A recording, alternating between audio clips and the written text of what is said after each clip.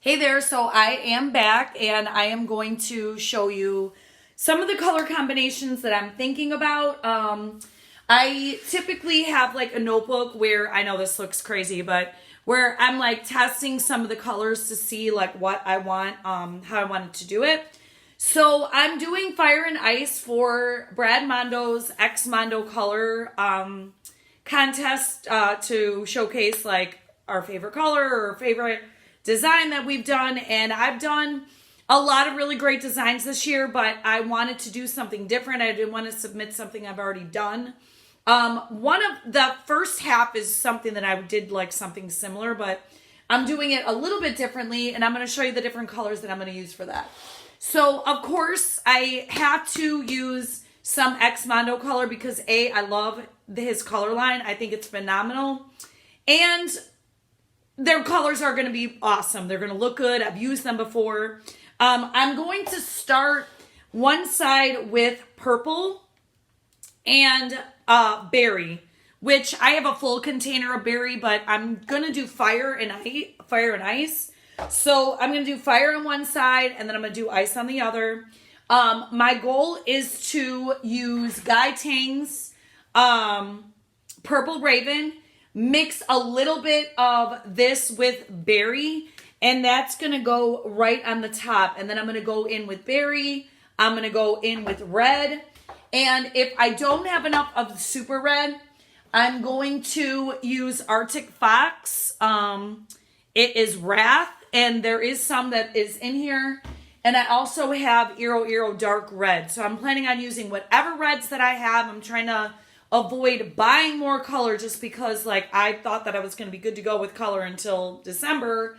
But I saw Brad's contest and I'm like, oh, I really want to do it.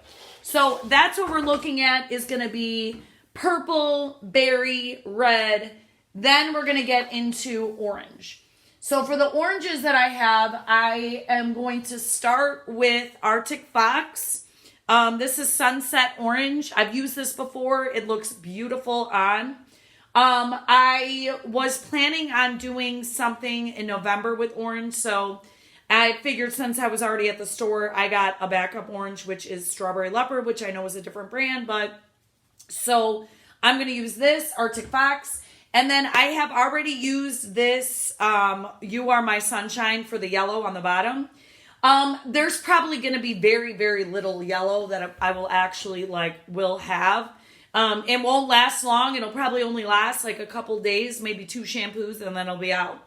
But I think that that's a good start for the fireside.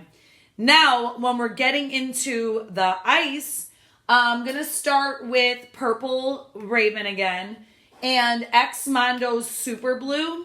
I was going to mix Super Blue with